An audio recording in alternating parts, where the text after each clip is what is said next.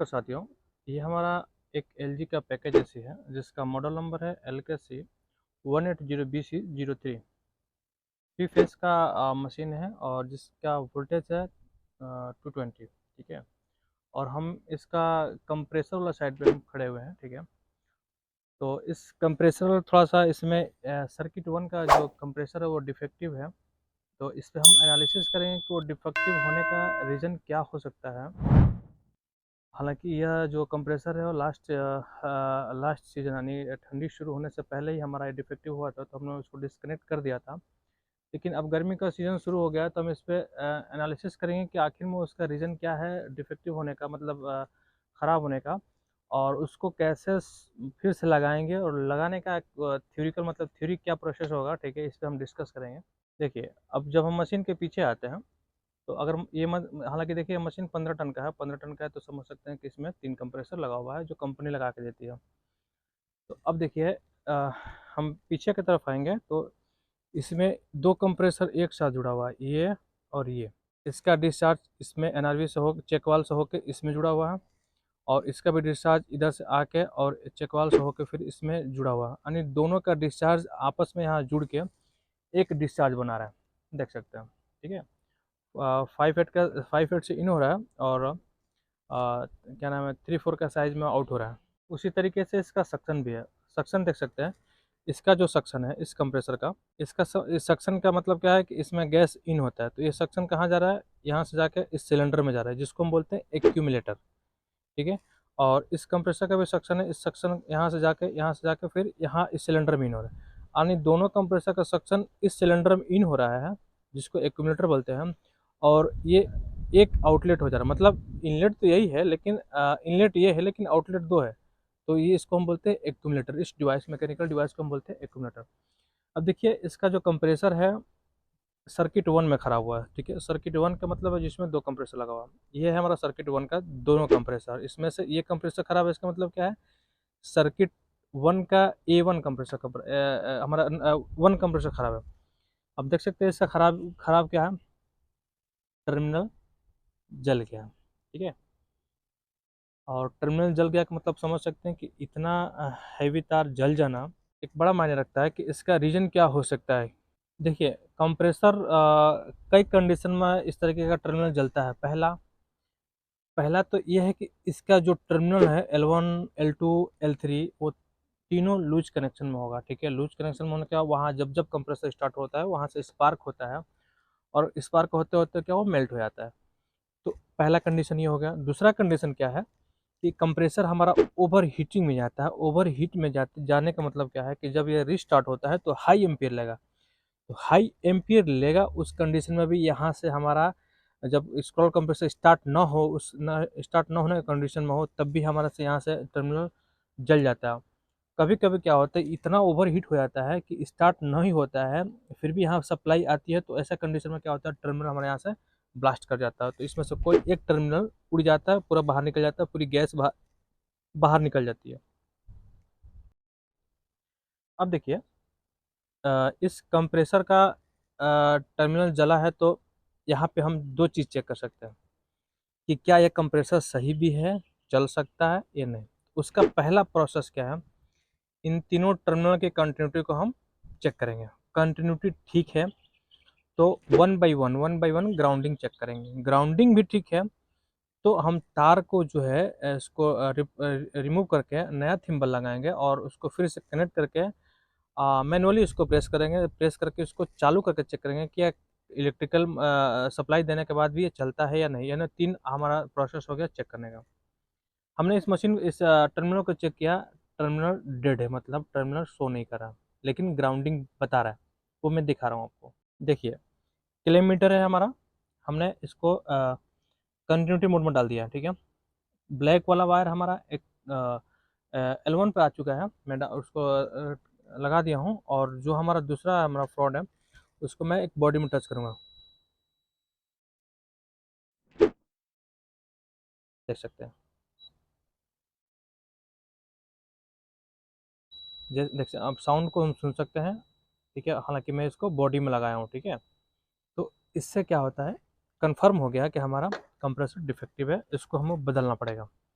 Clear हो गया। यानी कंप्रेसर हमारा इंटरनल ग्राउंडिंग है, इसका हम कुछ नहीं कर सकते, इसको निकाल के बदलना ही पड़ेगा।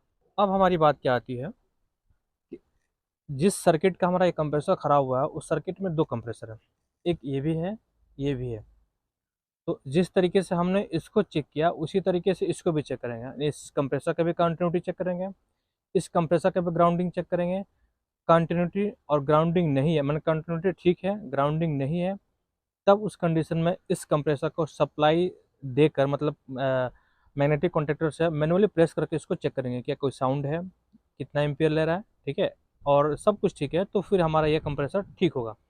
तो इस कंप्रेसर को हम ऐसे चेक करेंगे। हालांकि मैं इसको बाद में चेक कर लूँगा, अभी मैं चेक नहीं किया हूँ। हालांकि कंटिन्यूटी इसका ठीक है, लेकिन ग्राउंडिंग और रनिंग में है कि नहीं है, इसको सप्लाई ऑन करने के बाद ही हमें पता चलेगा।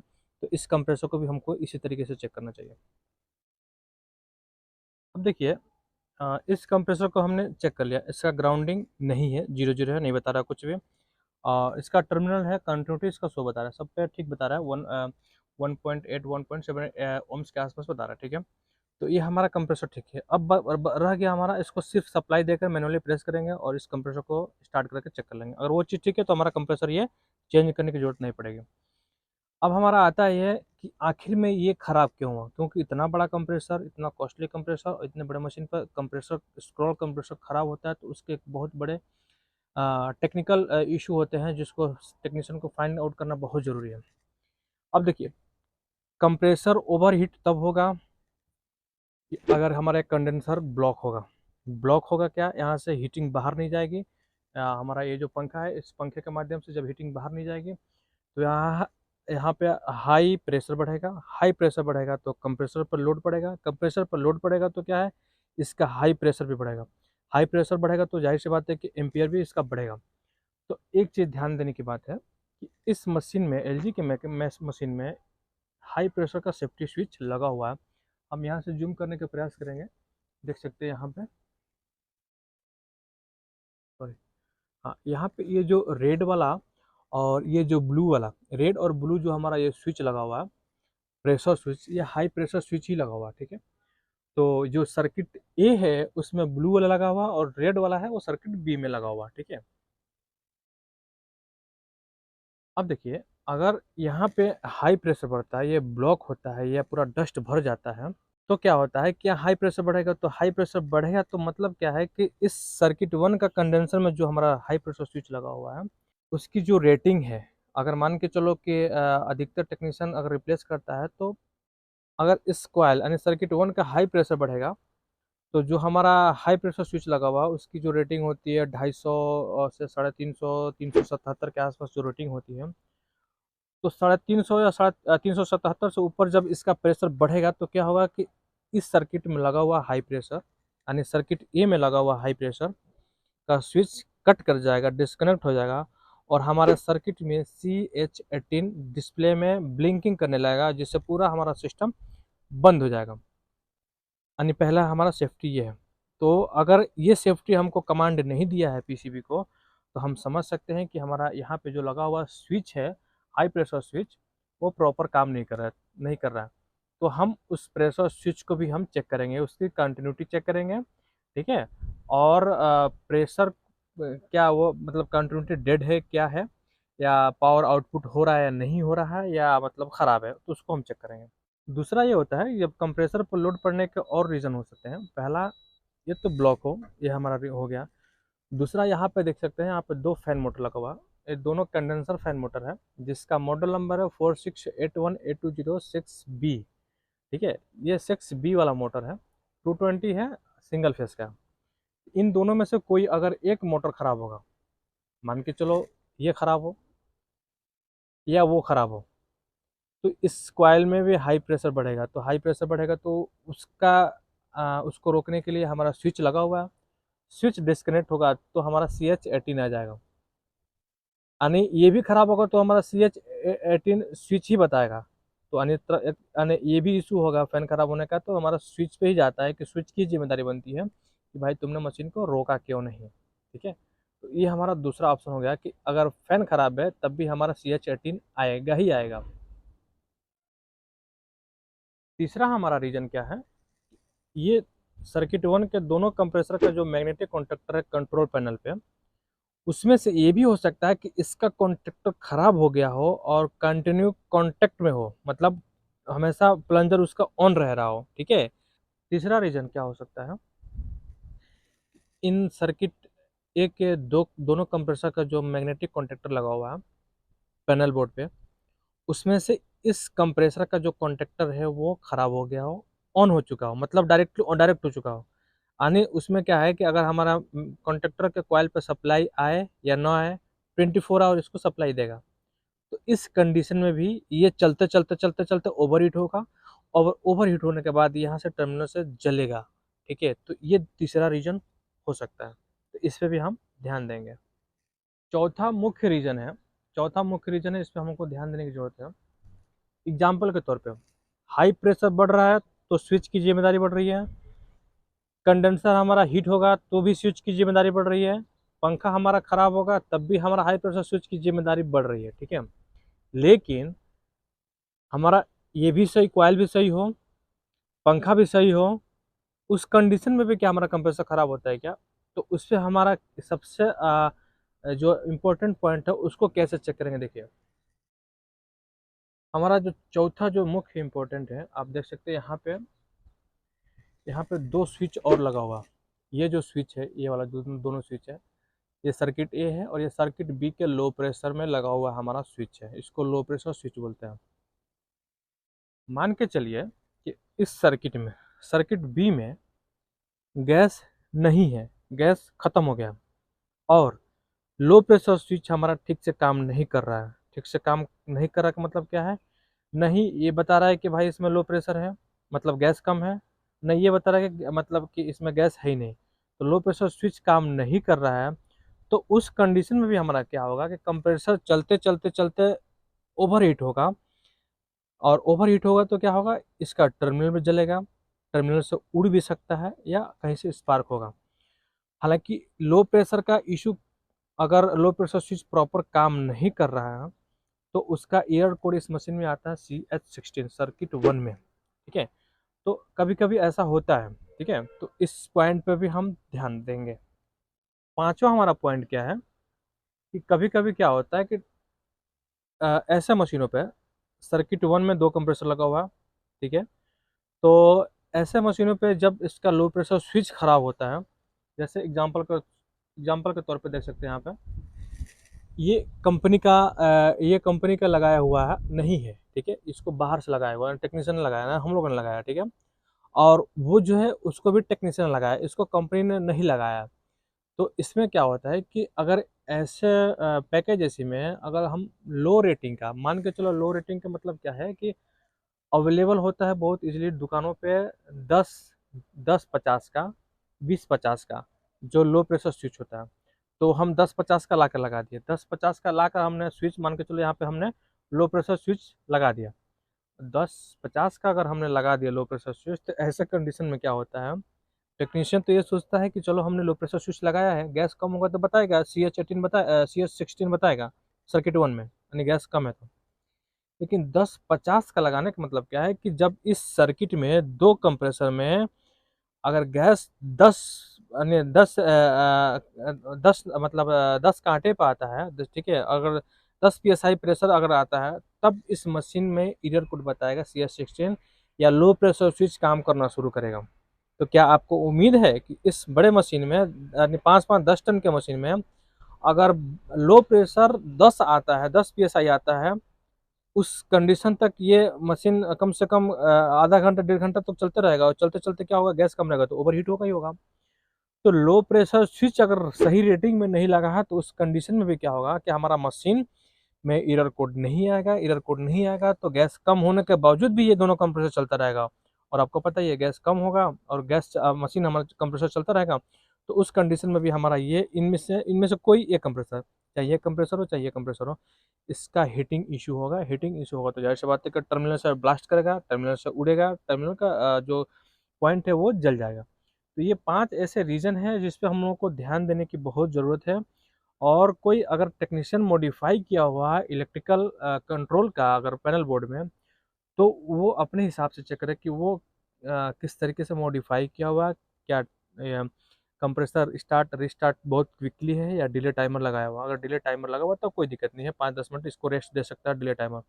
अगर डिले टाइमर नहीं लगा हुआ, कुछ मॉडिफाई किया हुआ टेक्नीशियन, तो वो उसकी अपनी जिम्मेदारी बनती है कि उसको किस तरीके से इसको टेक्निकली सिस्टम वाइज स्टार्ट करें। तो ये 5-6 बहुत इंपॉर्टेंट चीज़ है जिसको देखना बहुत ज़रूरी है। और छठा मैं बताने जा रहा हूँ, छठा प्रॉब्लम क्या हो सकता है। देखिए, इस सर्किट में सर्किट ए हो या हमारा ये सर्किट बी हो, दोनों सर्किट में हमारा एक इंडोर के पास फिल्टर ड्रायर, मतलब फिल्टर ड्रायर नहीं बोल सकते हैं उसको, कैपिलरी फिल्टर बोलते हैं, कैपिलरी फिल्टर सेट है, ठीक है। जिसमें यानी इसमें 14 कैपिलरी लगी होती है, और ये जो दूसरा वाला हमारा सर्किट है ये सिंगल है, तो इसमें 9 कैपिलरी लगी होती है। और 9 कैपिलरी से पहले हमारा एक फिल्टर लगा होता है। तो अगर वहाँ ब्लॉकिंग का इश्यू होता है, तो ब्लॉकिंग का इशू होगा तो क्या होगा कि वहाँ पे हमारा जो गैस है वहाँ से 100% फ्लो नहीं होगा आगे, और फ्लो नहीं होगा तो इस कंप्रेसर का हाई प्रेशर बढ़ेगा। तो हाई प्रेशर बढ़ेगा, कॉयल भले ही साफ है, पंखा दोनों हमारा भले ही सही चल रहा हो, लेकिन अगर मशीन का हमारा हाई प्रेशर बढ़ता है तो उस कंडीशन में भी हमारा इस दोनों कंप्रेसर में से किसी एक कंप्रेसर पे लोड पड़ेगा। तो लोड पड़ेगा तो क्या होगा कि टर्मिनल हीट होगा, ओवर हीट होगा, या कंप्रेसर हमारा ओवर हीट होगा। हालांकि इस तरह का जो रीज़न है बहुत कम आता है, क्योंकि अगर फिल्टर वहाँ से ब्लॉक होगा, गैस का सर्कुलेशन नहीं हो रहा, वहाँ जाके स्टॉप हो जा रहा होगा, तो इस कंडेंसर में तो प्रेशर बढ़ेगा, लेकिन उस प्रेशर को डिटेक्ट करने का वहाँ पर हमारा एक डिवाइस लगा हुआ, मैकेनिकल डिवाइस। तो वो जो हाई प्रेशर स्विच लगा हुआ हाई साइड में, वो डिटेक्ट कर लेगा, तो वो बता देगा कि भाई इस सर्किट में हमारा हाई प्रेशर का इशू है, आप मशीन को तुरंत बंद करो। तो वो एरर कोड क्या आ जाएगा, CH18 सर्किट 1 में, ठीक है। तो ये बहुत ही नॉलेजेबल वीडियो है कि अगर कंप्रेसर ख़राब हो तो किन किन पॉइंट पर चेक करना चाहिए टेक्नीशियन को, और टेक्निकली मैकेनिकली, और उसको अच्छे तरीके से कैसे हम चेक करें, जिससे हमारा दोबारा हम कंप्रेसर स्टार्ट करेंगे, लगाएंगे, तो वो कोई सेम सेम सेम प्रॉब्लम हमारा क्रिएट नहीं करेगा। अब देखिए, चलिए हमने तो कंप्रेसर को जो एनालिसिस करना था हमने एनालिसिस कर लिया कि किन किन पॉइंट पर चेक करना है कि कंप्रेसर ख़राब है हमारा, ठीक है। अब बात आती है, चलो ख़राब हो गया, अब हम इसको कैसे चलाएंगे, इस पे हमें डिस्कस करना है। तो देखिए, ये कंप्रेसर सही है, हमने इसको ग्राउंडिंग चेक किया, कंटिन्यूटी चेक किया, सब ठीक है। इसका प्रॉब्लम है ग्राउंडिंग हो चुका है। तो इसको चेक करने से पहले हमको ये ध्यान में रखना होगा कि या तो दो ही ऑप्शन है, इस लाइन में भी फिलहाल में गैस है, तो इस सर्किट का गैस हमको या तो उड़ाना पड़ेगा या तो स्टोर करना पड़ेगा। अगर स्टोर करने की सुविधा है तो आप स्टोर कर सकते हैं, अगर उड़ाने की अगर मतलब उड़ाना है तो आप कोई दिक्कत नहीं, आप उड़ा सकते हैं, नया गैस डालना पड़ेगा। जैसे आप मतलब जैसे आप पसंद करते हैं। हम लोग तो गैस उड़ा देते हैं, बहुत कम स्टोर करते हैं। तो सबसे पहले इस सर्किट का हम गैस उड़ाएंगे। उड़ाने का प्रोसेस आपको पता ही है, ये इसका एक्यूमुलेटर का सक्शन लाइन है, और वहाँ पे डिस्चार्ज लाइन है, देख सकते हैं यहाँ पे डिस्चार्ज लाइन है। इन दोनों लाइनों में हम गेज लगा देंगे और दोनों लाइनों को धीरे धीरे खोल कर इसको बाहर निकाल देंगे। गैस हमारा निकल गया। गैस जब निकल जाएगा तो हमको इस कंप्रेसर को निकालना है, तो इस कंप्रेसर का चारों बेस खोलेंगे, जो स्क्रू नट है हमारा यहाँ पे दिया हुआ है, इस चारों बेस को खोल देंगे। खोल देने के बाद हम क्या करेंगे, ये डिस्चार्ज और सक्शन, इन दोनों में से कोई एक पाइप को मतलब पहले निकालेंगे, पहले इसको निकालें चाहे इसको निकालें, कोई दिक्कत नहीं है। सक्शन निकाल देंगे और डिस्चार्ज निकाल देंगे, ठीक है। तो सक्शन और डिस्चार्ज को हम निकाल के बाहर कर देंगे। अब बच जाता है हमारा इसमें एक और पॉइंट, नीचे देखेंगे यहाँ पे, ये ऑयल मेंटेन का पॉइंट है, इसका इसमें जुड़ा हुआ, यानी इसका ऑयल पॉइंट इसका ऑयल पॉइंट से जुड़ा हुआ है, ठीक है, ताकि दोनों कंप्रेसर का ऑयल मेंटेन रहे, ठीक है, और जिससे हमारा मशीन में कोई साउंड ना हो, और पंपिंग में या प्रेशर में कोई ज़्यादा फॉल्ट ना हो। तो हम डिस्चार्ज और सक्शन को निकाल देंगे, तो हमारा बच जाता है ऑयल पॉइंट। ऑयल पॉइंट को यहाँ से खोल देंगे, खोल के इसको दबाए रखते हैं, और जब ये पूरा खुल जाएगा तो धीरे से बाहर खींच के ऊपर उठा देंगे, ताकि क्या होगा कि तेल, इस कंप्रेसर का तेल इससे बाहर ना निकले। अब हमारा हो गया डिस्चार्ज, सक्शन निकाल दिया, बेस खोल दिया, और वहाँ से ऑयल पॉइंट निकाल दिया। फिर कंप्रेसर को हम बाहर कर देते हैं, और सेम कंप्रेसर है हमारा, तो उसको इंस्टॉल कर देते हैं, स्क्रू टाइट कर देंगे। उसके बाद तेल वाला पॉइंट को हम नया वाला है उसको वहाँ से खोल के फटाक से इसको लगा देंगे और टाइट कर देंगे, फुली टाइट करेंगे यहाँ से। उसके बाद सक्शन लगाएंगे, डिस्चार्ज लगाएंगे। उसके बाद वायरिंग को हम अच्छे से कर देंगे। वायरिंग उसको L1 L2 L3 को हम उसको, जैसा इसका कंप्रेसर का वायरिंग है वैसे हम उसका कंप्रेसर का वायरिंग कर देंगे। तो ये लगाने का प्रोसेस हो गया। हालाँकि लगाने के टाइम भी हमको ये देखना ज़रूरी है, क्या इस सर्किट को फ्लश करने की ज़रूरत है? फ्लश करने की ज़रूरत नहीं है, तो ठीक है, कोई दिक्कत नहीं है। तो उसको चेक करने का अलग प्रोसेस है, हालाँकि उस पे तो मैं बहुत वीडियो बनाया हूँ कि उसको कैसे चेक करेंगे। मेरे ख़्याल से फ्लश करने की ज़रूरत नहीं है, इसलिए कि ये मशीन का जो टर्मिनल है सिर्फ़ उड़ा हुआ है, ब्लास्ट नहीं हुआ। ब्लास्ट होता तो थोड़ा-सा कार्बन अंदर चला जाता है, ठीक है? तो वो फ़िल्टर और जाके कैपिलरी में ब्लॉकिंग का इश्यू करता है, ठीक है? तो फिर भी हम क्या करेंगे कि इसको लगाने से पहले ब्लॉकिंग सॉरी जो हमारा फ्लशिंग का है थोड़ा बहुत हम उसको नॉर्मली फ्लश कर देंगे, फिर कंप्रेसर को इंस्टॉल करके हम चालू कर देंगे। तो इस तरीके से कंप्रेसर इंस्टॉल करने का एक जो बेहतरीन प्रोसेस है, ये हम इसको फ़ॉलो करते हैं। तो मेरे ख्याल से नेक्स्ट कंप्रेसर लगाने का जो भी हमारा वीडियो है वो नेक्स्ट वीडियो में आ जाएगा हमारा, जब हम कंप्रेसर लगाएँगे तो।